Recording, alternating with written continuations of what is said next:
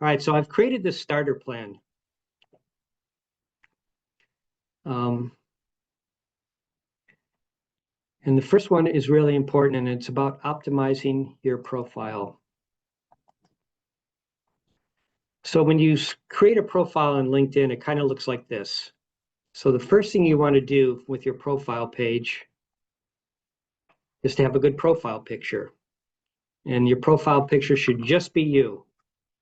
And it should have some good lighting, if possible, professional. But just make sure it's a nice picture of you that you would want really anyone who you want to engage with to find. Secondly, you want a good banner image. Say you're working in a cool, doing environmental work, something like that, or, if you're doing work around medicine or things like that, instead of just having that blank gray background, give people something to look at. You want your page to stand out. So everything I'm telling you right now is for you to get for your page to stand out.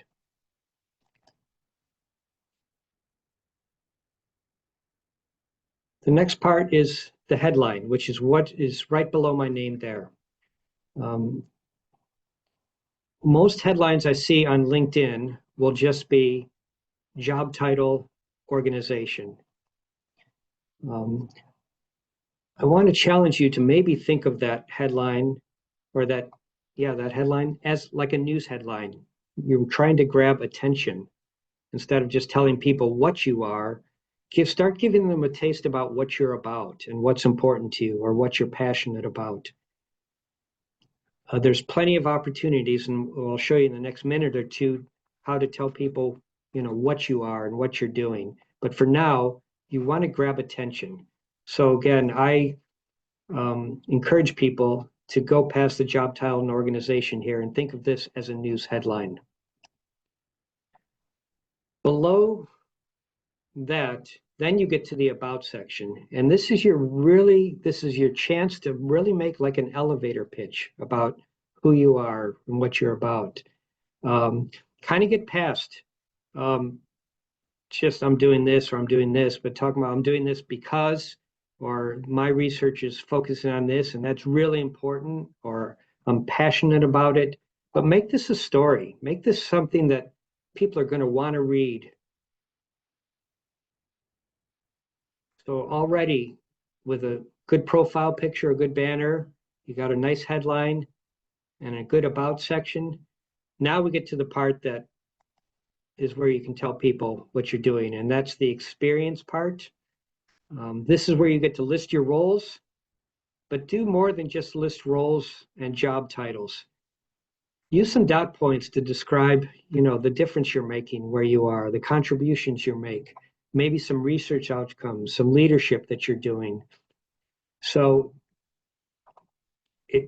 it's not just a job title, I did this from this to this. In this role, I accomplished this, or we did this, or our audience grew by this much, or whatever it is. This is your chance to keep selling yourself. So again, LinkedIn is a dynamic online profile page, which really allows you to sell yourself. So do that. This is another chance to sell yourself. As you're filling in those job titles and things like that, it'll ask you for the company or organization. Just try to find their LinkedIn page so that then their little logo shows up next to that job that you're working on, instead of the gray LinkedIn box.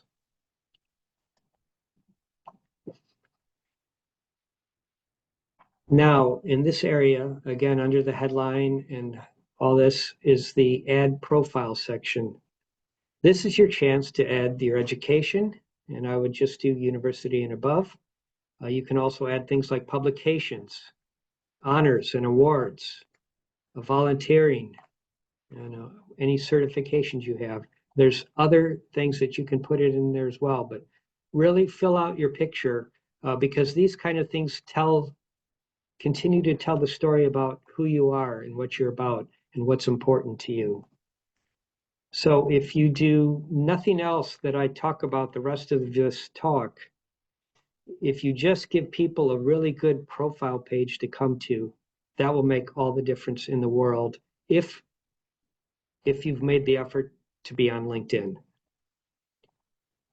And actually, you'll be ahead of a lot of people, because a lot of people leave a lot of this blank, or they just do the bare minimum. So already you've set yourself apart by spending just maybe a half hour putting together a really nice profile. You can even customize your URL.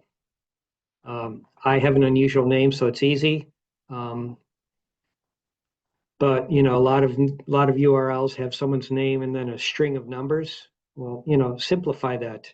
And all you have to do is on the upper right of your LinkedIn profile page, click on me, hit view profile, and then it gives you a chance to customize your URL, and then find something that works for you.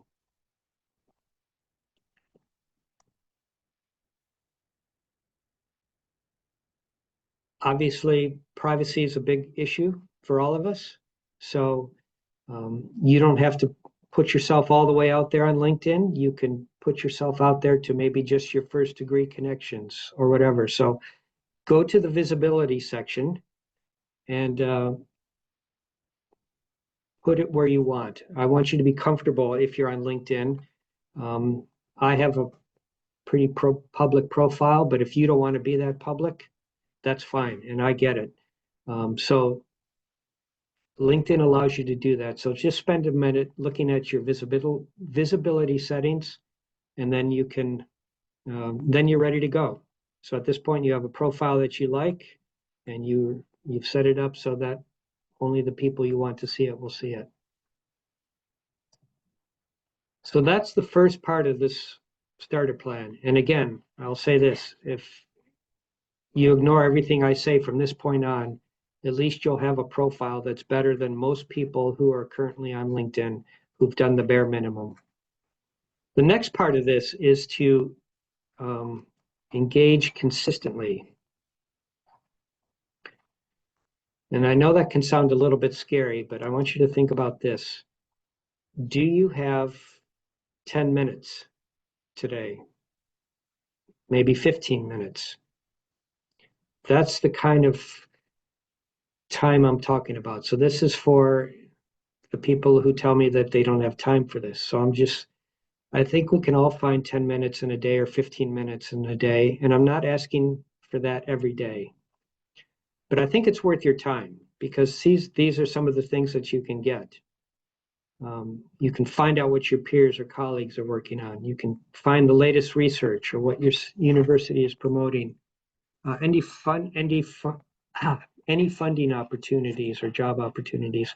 These are just some of the things that you can get on LinkedIn. So I guess my challenge to you is try to see if you can block 10 minutes or 15 minutes 2 to 3 times a week. And if it's hard to do that, maybe add a calendar invite. Just put a quick calendar invite. I'm going to jump in on LinkedIn. And if you're worried about spending too much time on LinkedIn, set a timer so that you don't spend too much time on LinkedIn. And then I'm asking you to give it 3 to 4 weeks. Give it 3 to 4 weeks.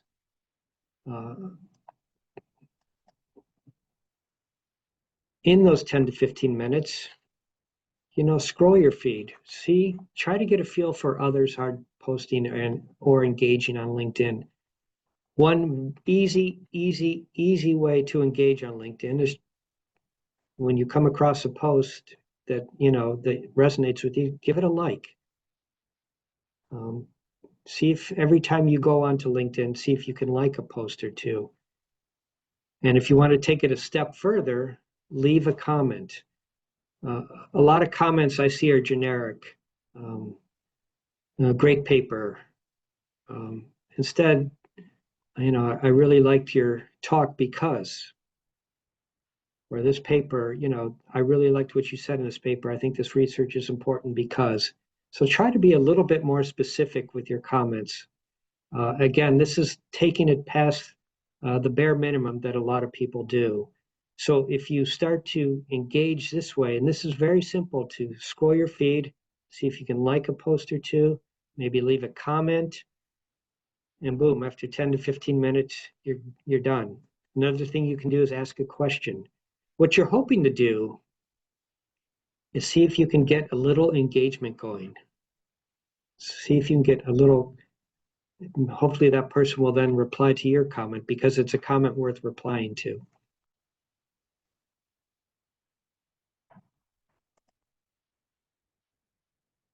So again, I'll go through this again, but if you're spending that kind of time on LinkedIn, hopefully, if you do it 2 or 3 times a week, you'll know a lot more about what's happening in the general community around you, especially in your immediate community. Hopefully you found out about some new research that you otherwise wouldn't have found out about. Hopefully you've learned about what your universities or centers are doing. And if you're looking for fundings or jobs, that's out there as well. So that is the quick startup plan for the I don't have time for LinkedIn. And that's what I mean by engaging consistently. A couple times a week makes all the difference in the world. I would say this, if this is something you would want to do, I would encourage you to, like I said, try to commit to it for, a few weeks and see how it goes. And hopefully you will see the value in it. What I tell people about anything when it comes to this type of engagement is that for it to be effective, you can't go onto LinkedIn one day, go crazy on it, and then disappear for a few months and then come back.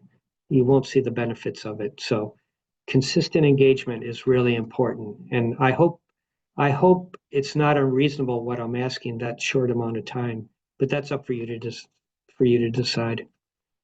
Post monthly is the next one. This section is for the I don't know what to say on LinkedIn crowd, and I get a lot of people saying it's just like, I don't know what to post about. I don't know what to say.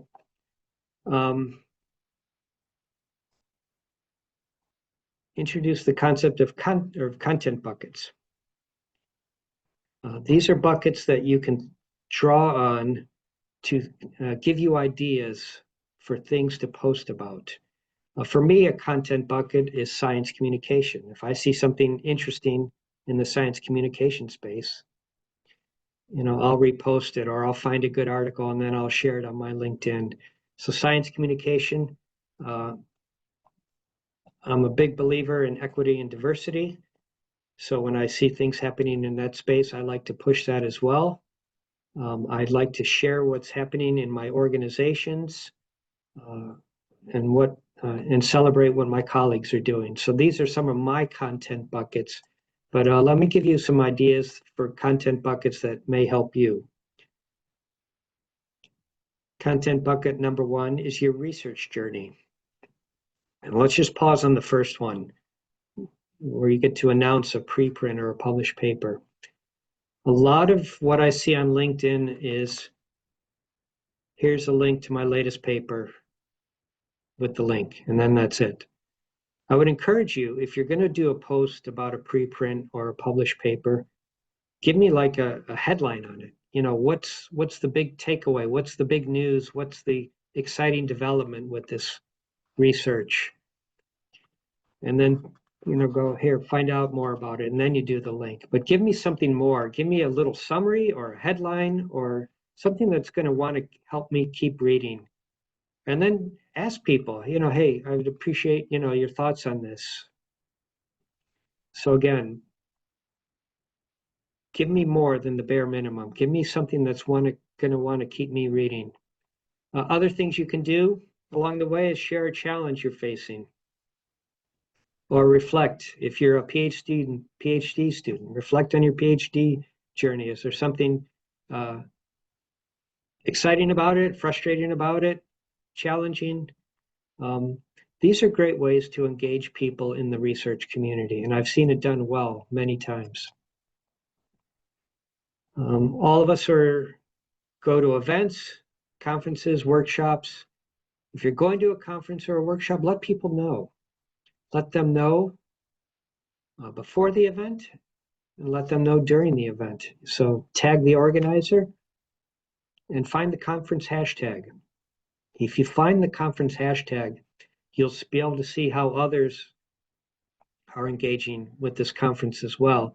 And it gives you a chance to maybe meet someone who you otherwise wouldn't have met because you see them engaging with the conference hashtag. After an event, or even if it's a long conference, share what stood out. Is there a talk that you went to that really resonated with you? Did someone say something? Was there a piece of research that stood out?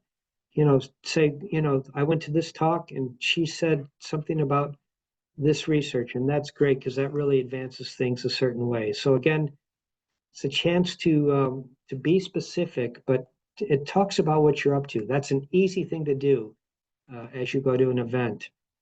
Are you presenting at a workshop or a conference? Let people know. Again, let them know during advance. Maybe after the event, hopefully someone got a picture of you and you can post about it and say, I talked about this and had some great conversations afterwards, and someone even asked me about this. So these are little things that you can do. So that's the events and engagement bucket. Next is community collaboration. This is a good chance to share what's happening around you in your organization or your research center. Celebrate a colleague. Have you caught up with someone? Maybe grab a selfie with someone who's visiting your campus who you haven't seen in a while, and they're a great collaborator. What did you talk about? So that's, again, just little things like this, little things that are happening all around you all the time. And then maybe just, if you're just a little bit more aware of it, you'll say, oh, that'd be interesting to post about.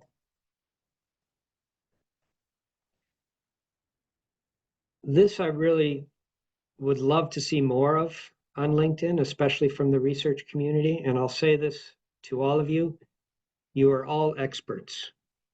All right, you are all experts. You know a lot about some very important things that are happening in the world.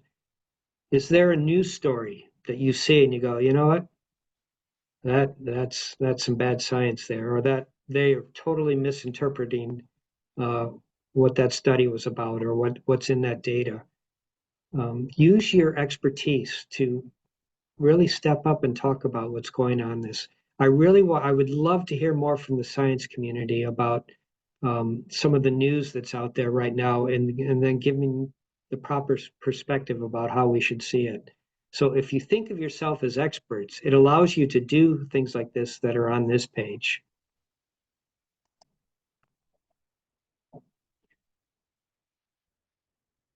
One thing I often hear from people is, I don't want to brag. I don't want to brag. I don't want to make it look like I'm bragging when I'm on LinkedIn. Well, you can still do, hey, I got an award, but I'd like to recognize my collaborators. Thank you to so-and-so and so-and-so. They really got me through this. I'd like to thank so-and-so who nominated me. So you're still putting the story out that you got an award or an honor, but it's not coming off as, hey, look at me, I got an award. So hopefully, you can still put yourself out there. And acknowledge those people who made a difference in getting you to this point. So those are just some of the content buckets I'm talking about. You can probably come up with some own content buckets of your own, but really think about, are there certain aspects of not just your research, but about your life? Are there things that are really important to you, maybe a little bit outside what you're doing, and you can still post about that? So think about, what are the content buckets that I could do, and then start identifying those things as they come along. So if you're not posting on LinkedIn, I would challenge you to start maybe by reposting other posts. So if you see someone's post, when you hit repost, it'll give you two things, just to repost, or it'll give repost with your thoughts. So start by maybe reposting with your thoughts. Add your perspective to a post that you already see on LinkedIn. Then, as you get a little bit more comfortable, see if you can do, a month from now, do a post. find one of those content buckets that you have and do a post on your own. And then I would challenge you, see if you can do one post a month. Just one post a month. And then after a year, all of a sudden you have, if someone goes to your profile, I won't see so-and-so hasn't posted yet, which tells me they're not engaged a lot on LinkedIn. So it's nice if you can show that you are engaged on the platform. So that's the post monthly. The next one is to connect strategically. And to me, this is really one of the great things about being on LinkedIn. It allows you to meet people that you otherwise may not get to meet. So as you make connections, you're also doing another thing. You're building an audience. So as you build those number of connections, you're also building the number of people who are seeing what you're doing on LinkedIn. And a larger audience means that when you share your research, more people will see it. And these are people you've made a point to connect with. So these are meaningful people. These are people that you care about wanting to see your research. It gives you the chance to do some more engagement if you're looking to ask questions or get feedback. And again, it opens up your opportunities. If more people are seeing you on LinkedIn and seeing what you're doing on LinkedIn and how you engaged and what you're working on, it's going to open up, I would hope it would open up more opportunities for collaboration or funding or career growth. So how do you do that? I would start right away to make sure that you are connected with your immediate network of people around you, the colleagues in your center, your department or school. Make sure that you've reached out to all of them and that you've made them connections. Supervisors, collaborators, any other personal connections you can make. So these people, these connections are the ones that can immediately amplify your work and keep you in the loop with what's going on around you. So that's the easy way to connect with LinkedIn, but it's an important way. And don't overlook that. It's a way to build your numbers and to get going.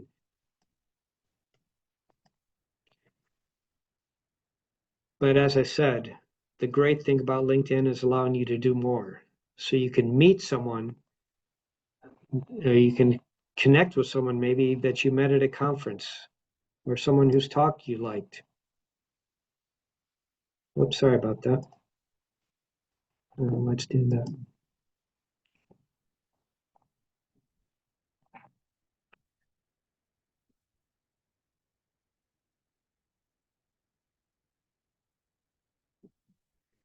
But to do that, you need to be personal with your connections. So there's, when you go to someone's Facebook page, or not Facebook, but LinkedIn page, under their name, it'll just say follow, message, and more. There isn't the word connect, but you actually want to connect with people. You want to be able, following allows you to see their LinkedIn page. Connect allows you to actually engage with them. So to do that, in that more button, click it, and then you'll see the word connect. And then add a personalized note.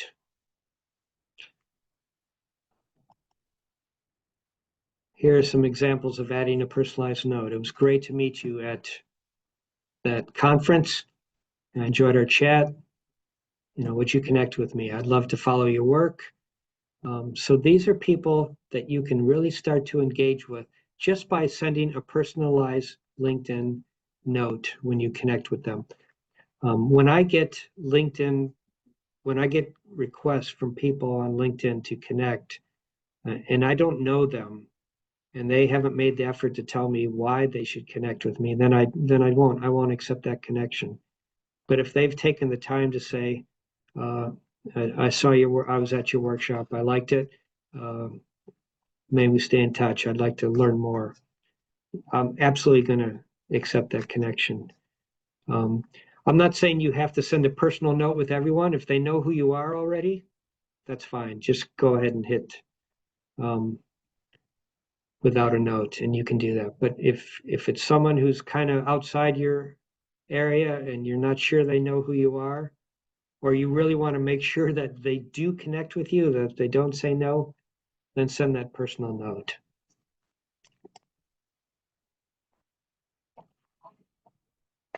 And then here's my challenge. Maybe set a goal. See if you can make one or two new connections a week when you go onto LinkedIn. LinkedIn will give you suggestions. They'll give you suggested people that you might be interested in. And again, this is based all on your activity that you've been doing and who you're interacting with on the platform. Those are fine to look at, but think about who you really want to connect with. Think about who you would really like to see your work. So if you do this, if you do one or two new connections a week, after 1 year, you've grown your audience. And if you're doing more than that, great. But that's so great. I mean, think about it. If you take the effort while you're doing a PhD or while you're working on a research paper to build an audience so that when the time comes, when that paper comes out, you've got a nice little audience at that point. And hopefully then people will read that paper or know about that talk that you're giving and go see it. And then taking it a step further as you progress in your career, that will give you, hopefully some recruiter will see that.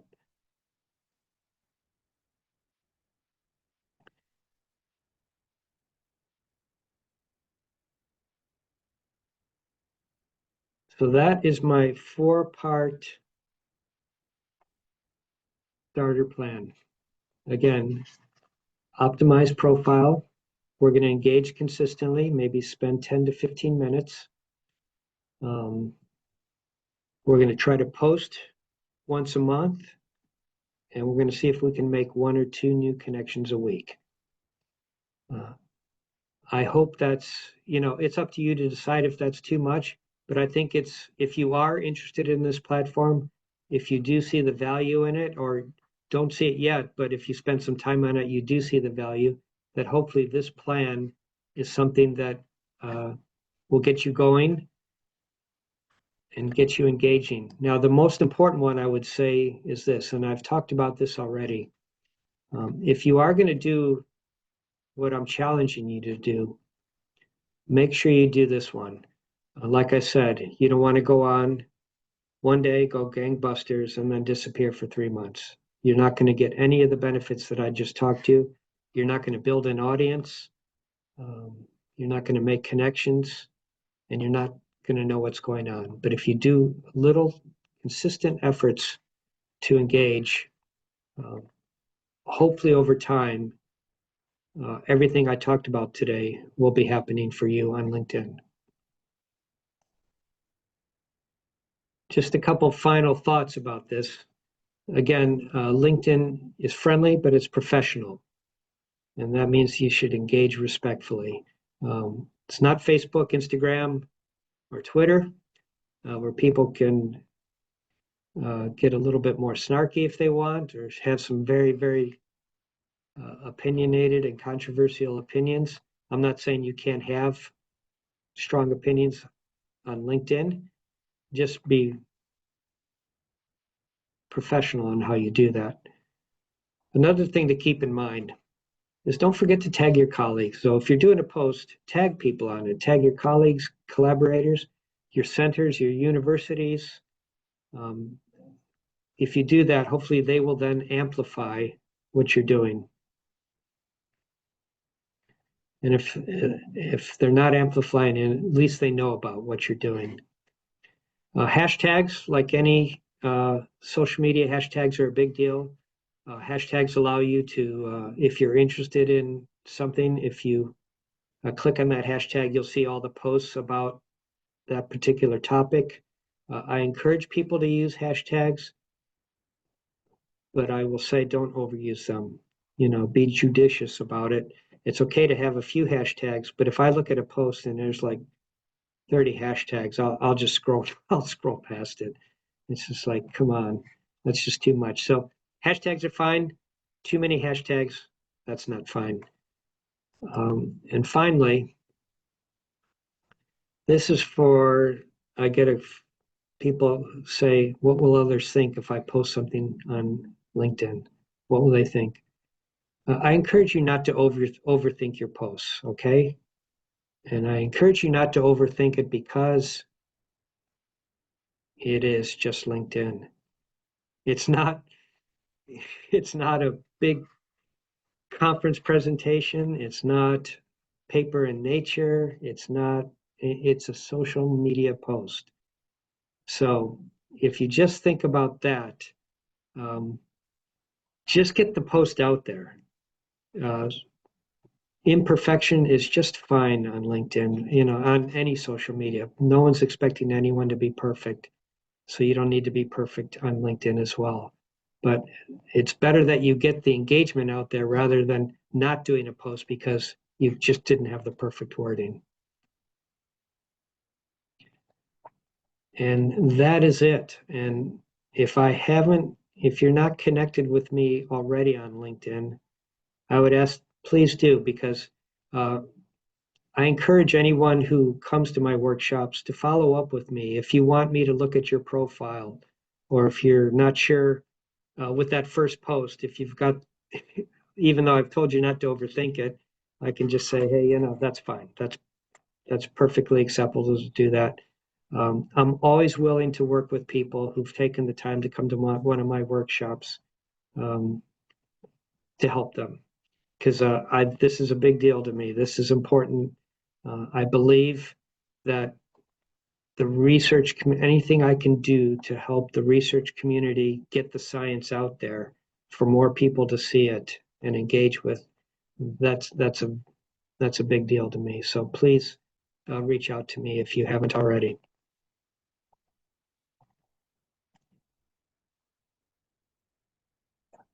And that is it. We're a little short of time left. Time for questions. Does anyone have any questions or thoughts? There's a bunch of them in the chat. Okay. Sorry, I haven't been looking at the chat. All right.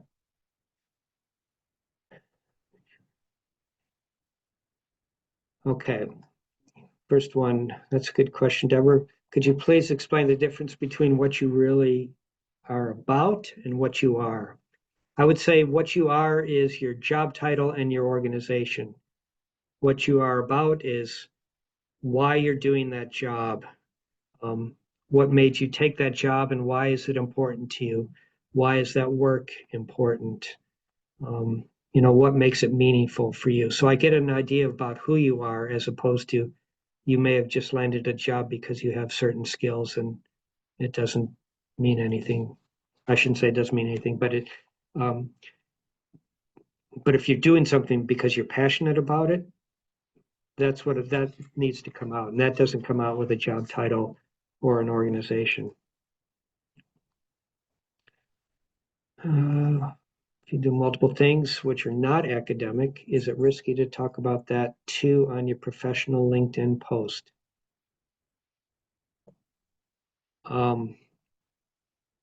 I would say it's not risky. I think I would say I would make keep the bulk of your stuff related to what you're doing professionally. But I think employers want well-rounded people. And if you're doing some other things that are interesting, and if you're helping others by doing it, or if it's good to show who you are as much as you can. But again, this is a professional platform. So stay focused on that for the most part. But again, it's okay to mix in other things just to show that you're not just a researcher, that you're a well-balanced person. I work in government, not research, and my work doesn't center around research. Not a lot of what I do is focused on publication. What are someone like me can post about? Content buckets for bureaucrats, if you like. What are some of the policies that are being discussed in your area? Why are those important? What are some of the challenges that you're trying to overcome in those government and jobs? People care, we have government leaders who we hope are looking out for us. So show us how you're looking out for us. Show us what policy things are happening around you. I think those are some of the things you might start on. I'll have a think about that, Stephen. That's a good one.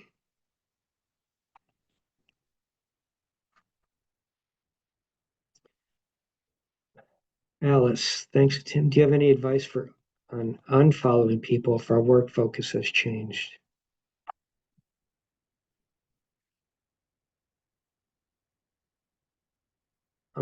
I would say it's okay to unfollow people. If you have, most people aren't sitting there re-going through all the followers they have and seeing who's still there and who's not. So I would be surprised if that's happening. So if you don't want to follow people anymore, don't.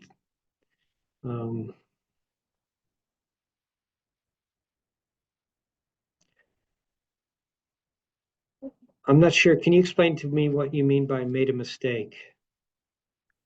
Oh, thanks, Tim. What I was thinking about was those moments when you click on accept an invitation, and then 2 days later you think, who was that person and what on earth is going on here? Or you think they actually think that you're somebody else, and yeah, that it just doesn't feel right, I think, is what I'm trying to get at. Yeah.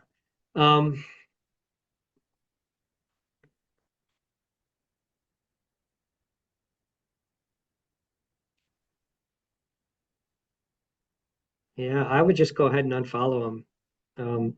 If unless you really think it's someone that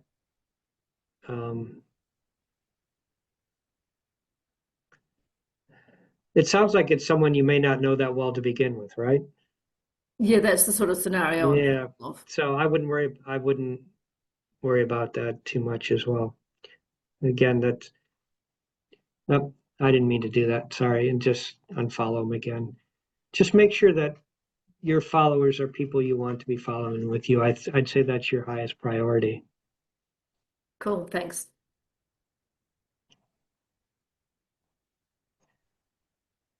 Deborah, you're asking me too many questions. No, I'm just kidding. How much can you share when it comes to your research? We're in a landscape where it may not be wise to talk about what you're doing before it's published.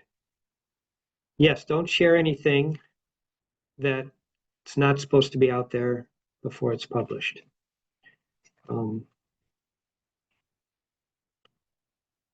But share some of the things that maybe you can talk about, or that may be a bit challenging and you can talk about them. But yeah, absolutely don't share something that you shouldn't share before it's time. Or if you're worried about, I understand it's a competitive landscape. So if you're worried about that aspect, again, don't share it. What I'm asking you to do is share things that, that you wouldn't have a problem talking to anyone about in a conversation that is not in that research area or your research group. Does that answer your question, Deborah?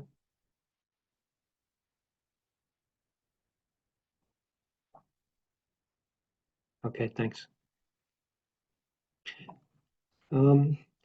Anything else? So again, this is just a starter plan. If you want to do more, again, just stay in touch with me. I love this stuff, and I think it's important for you to have a good online profile so that if someone does search you, you have something good to say about yourself, and they're like, oh, okay, I want to know more about her.